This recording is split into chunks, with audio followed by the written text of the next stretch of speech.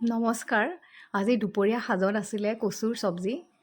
তাৰে ৰেচিপিটো আপোনালোকৰ লগত শ্বেয়াৰ কৰিছোঁ। তাৰ কাৰণে বাৰীৰে কচুৰ শাক চাফা কৰি এনেকৈ সৰু সৰুকৈ কাটি লোৱা হৈছিল আৰু বিলাহীখিনি কণ বিলাহী আছিলে ঘৰৰে, সেইটো দি বনাবলৈ লৈছিলোঁ কচুৰ ভাজি।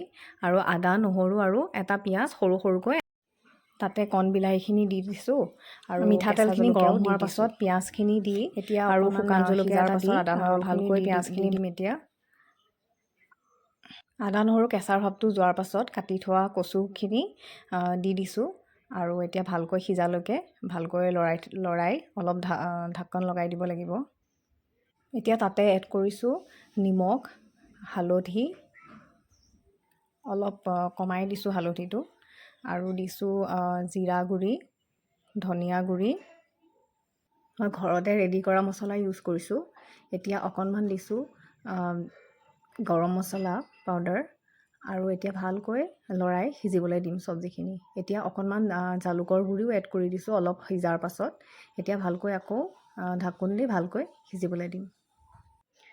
কচুৰ শাকখিনি অকণমান সিজাৰ পাছত এতিয়া তাত অকণমান পানী দি দিছোঁ যাতে কেৰাহীত লাগি নধৰে আৰু অলপ দেৰি ভাজি থাকিম আৰু এনেকৈ ভালকৈ কেৰাহী নলগোৱাকৈ ভালকৈ লৰাই থাকিব লাগিব, যিহেতু পানী বেছি দিলে চব্জিখন খাবলৈ ভাল নহ'ব। আৰু এনেকৈ আমাৰ চব্জি ৰেডি হৈ গৈছে।